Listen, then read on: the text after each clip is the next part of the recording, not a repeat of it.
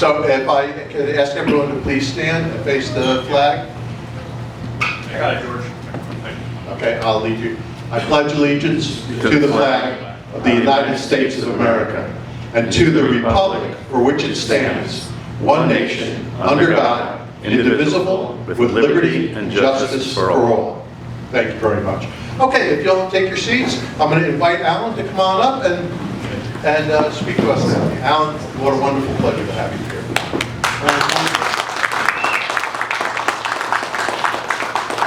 It's really great to be here with you. I mean, who would want us to be working in New Jersey? Unarmed. But no, it's really good to be here. I was going to start off by saying it's great to be here with you on the front line, but it's really not the front line. Truth is, we're behind enemy lines.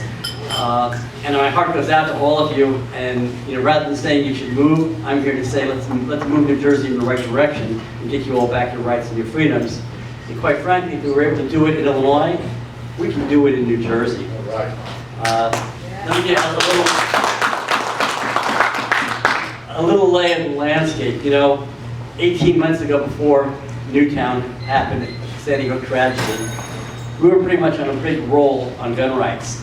Not just legislatively, but also in the courts. And we were having victory after victory all across the country. And public opinion data on our side was at an all-time high. And it got to that all-time high because of a couple of events that happened over the years. And it's interesting, every time we see a shooting of some kind that makes mass media, we always fall a few points in the polls, and a couple of weeks later, we're right back where we were. And the polls have been pretty steady for a while. There have been 4 events that really moved the polls in our direction that really sort of went unnoticed. But if you're watching polling data and focus group stuff that we do all the time on an ongoing basis in the gun rights movement, it really had an impact, and it didn't go away. Each time it went up, it stayed. The first one was 9/11. Everybody realized that your Second Amendment really is homeland security, and all of a sudden we took a nice shot up in the polls for support of the right to keep your arms in opposition to gun control. The second one that hit was Hurricane Katrina. When everybody watched on television guns being confiscated and people needing them to protect their property and their family from criminals running wild in New Orleans after the hurricane, all of a sudden there was another jump in the polls for gun rights, and it stayed as well. The third one was the Heller decision in the U.S. Supreme Court. Once the Supreme Court said that it's an individual right, a lot of people who were in the middle, it's a right, we now have to protect it. And we took another jump up in the polls.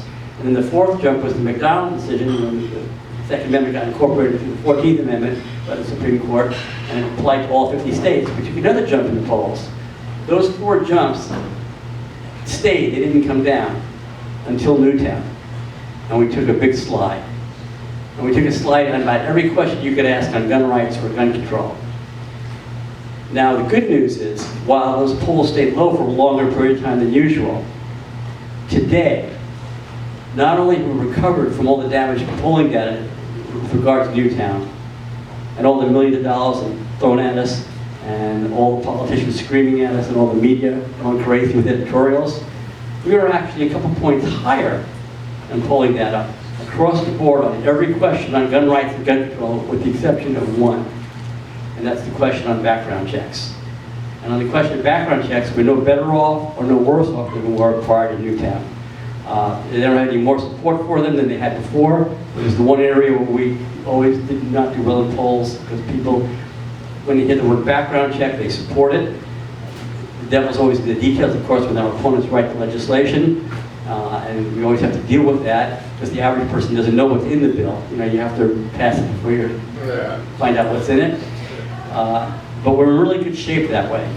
Now, what's interesting is in this past year, despite all the attacks on us, a lot of people don't realize that we've actually passed twice as many pro-gun laws as the other side's passed anti-gun laws in the last year.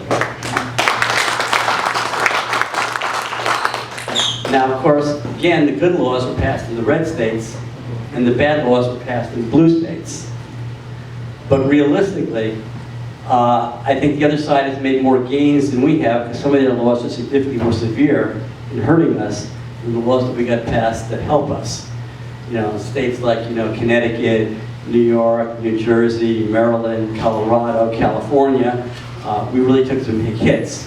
The three biggest victories we had were one in Georgia, where they really extended carry rights for concealed carry, so you can now carry a firearm virtually anywhere in the state of Georgia. And that was a really big victory, which, by the way, the people involved in Georgia Carry who made it all happen will be speaking about it at our Gun Rights Policy Conference in Chicago in late September. The second big victory we had, and I'm not going to put these in any direct order, the second big victory we had was in response to what Colorado did when two legislators got recalled, and a third legislature who would have been recalled and would have flipped control of the state Senate in Colorado resigned so that they could appoint another Democrat in her place so that they could keep control of the state Senate.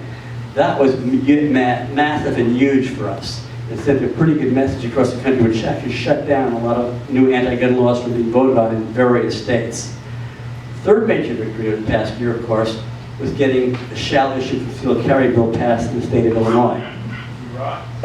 Now, the only reason that happened, of course, was because of previous litigation by the Second Amendment Foundation and our Moore versus Madigan lawsuit that knocked out their ban on open and concealed carry both in the state of Illinois and forced the legislature to go do something, and they weren't able to get anything through without getting a lot of our people to go along with it. So the compromise came through that it would be a shall issue rather than a may issue, but there were more restraints on it in cost and training and other things that we would have liked, but it is a shall issue, and better than it's a good start. It was really actually a great start. We could work on making it better. So those are the three major improvements we've had in the past year. But our battle is, ongoing, and the playing field has changed a bit. Bloomberg, former mayor, entering into this battle, putting in $50 million this year alone, is not going to be helpful by any stretch of the imagination. And that number, by the way, represents about twice the amount of total money that the gun rights movement spends in politics on gun rights in a calendar year. He's actually, when you put the $50 million in for this year, you put it in halfway through the year, so you're technically looking at $50 million being spent in a 6-month cycle. That is a huge amount of money, and it's going to come back and hurt us a whole lot, particularly for me. It's going to tie me down a lot in my home state, where they have an initiative on the ballot known as 591 that's called a background check initiative, but it's far beyond a background check. It's really draconian and punitive to gun owners, to the point of it's not about just sales of guns, but it's about any transfer. It's transfer defined as you lend somebody a gun or you hand them a gun. So that if you're at a gun show running safety training at a gun show, and you hand a gun to the first student in the class for safety training, you commit a gross misdemeanor. You give it to the second student in the class, you now committed a felony for a second offense. If I wanted to lend my sister-in-law a handgun overnight to protect herself, because her husband's out of town, I'd be breaking the law without going to a gun dealer, transferring the firearm to the dealer, going through the background check for her, paying a fee that's undisclosed, indeterminate, it's buyer beware, and then to get my gun back, we have to reverse the process and do the same thing all over again. That's just some of the things that are tied to it that are bad. One of the others is in Washington State, we have a used property statute. When businesses taking used property for sale, they have to hold it for 30 days unless there's a written exemption for the kind of property, like used clothing. Guns are not written into that exemption, so if this initiative were to pass and you wanted to do a private transfer firearm, you'd have that 30-day waiting period. But they don't talk about that, they just call it a background check. It's in their Initiative 594, is their number. We, knowing this was happening, came up with Initiative 591 and filed it first. We have a lower ballot title number that has two simple clauses to it. In our state, this is interesting, it can't happen in all states, but in our state, this is going to be one where Bloomberg has already put in $250,000 and probably will put in $3 or $4 million by the time it's over. Our initiative has two simple clauses to it. First clause is no state agency shall confiscate anybody's firearms without the due process of law, which of course we see happening in a number of states around the country right now, and happened after Hurricane Katrina, and the Second Amendment Foundation had to go to federal court and sue to get an injunction to stop the confiscations, sue to then get the guns returned, and then holding the mayor and the city attorney in contempt of federal court. They had to pay civil fines to the court. And then we weren't able to get everybody's guns back because they couldn't be identified. Some people got their guns back, some got them back totally rusted and destroyed, so they kept it in outdoor containers, and the moisture and water over the number of years ruined the firearms, and some of them we couldn't find and get back because who knows who stole them and where they ended up. And so it's to prevent that. The second clause states, no state agency shall enforce any background check that exceeds a uniform, that does not meet a uniform national standard, which would mean everything in Initiative 594 would be in conflict with it. Right now, both initiatives are polling pass. If they both pass, it means it goes to the courts, and the courts are probably going to be forced at that point to say our first clause on confiscation is okay, the rest of our second clause and their whole initiative is in conflict, and so kick it to the legislature to quote unquote do what they want to do with it. And then we're back to square one all over again. However, with all the money Bloomberg's pouring into it, we could have a problem in getting ours passed. The other side appears to be putting all their money into their initiative without realizing that, if they both pass, they can get 70% of the vote. If we get 51% of the vote, they're making it. So some states' constitutions speak differently on that and say that if the one that gets the most votes wins, our state constitution is silent on that. So they'd be in conflict that cannot be resolved. But these are kind of some of the things you're going to see. This initiative, which basically was written by Bloomberg's attorneys, one just like it just got filed in Nevada. So you can see it on the ballot in Nevada, and they've made it known they're going to be filing one in Arizona.